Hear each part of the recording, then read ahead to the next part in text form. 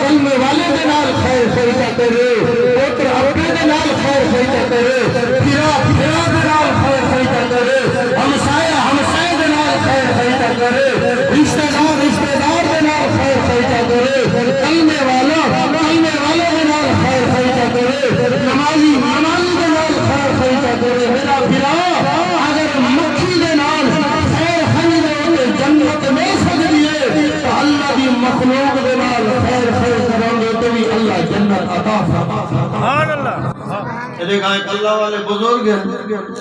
انہاں کو کوئی پوچھے اللہ نے تو کوئی اتنا بڑا شان مقام کیوں دیتے؟ وہ فرماون لگے ایک بار میں سردی دا موسم عشاء دی نماز ادا کیتے، عشاء دی نماز پڑھ کے ذکر اذکار وغیرہ صورت ملک جو بھی معمولات ہیں وہ پورے کرتے، فرمایا میں آیا جو بچہ بستر کے اندر آرام کرا سما،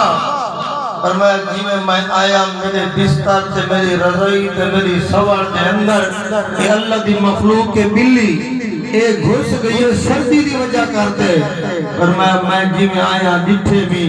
کہ میں والا رک گیا جو اللہ دی مخلوق کے تو لو یہ سردی دی وجہ کرتے میرے بستر کے اندر بڑھ رہی ہے، اگر لگے میں اللہ دی مخلوق کے نال خیر ہے کہ تمہیں اللہ نے دنیا کے اندر میرا شان تے مقام بتا۔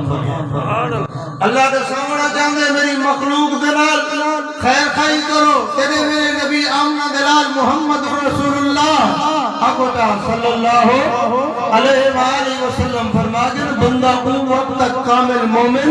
نہیں تھی سکتا جب تک انہیں حق کرو انہیں زبان کرو رجا مسلمان محفوظ نہ ہوئے، تو وقت کامل مومن ہو سے، تو وقت پتہ ایمان والا ہو سے، تیرے ویلے تیری زبان کروی مسلمان محفوظ ہو سے، تیرے ویلے تیرے حق کروی مسلمان محفوظ ہو سے، فرمایا حق کروی تکلیف نہ پہنچے، تیری زبان کروی تکلیف نہ پہنچے، اللہ کے نبی فرمانے نے پیچھے تو کامل مومن نہیں کامل ایمان والا ہے۔ انہوں نے دیکھنا ہے جو تمہارے میرے حق کروں تمہارے میری زبان کروں کتنا اللہ دی مخلوق محفوظ ہے تے کتنا اللہ دی مخلوق غیر محفوظ ہے۔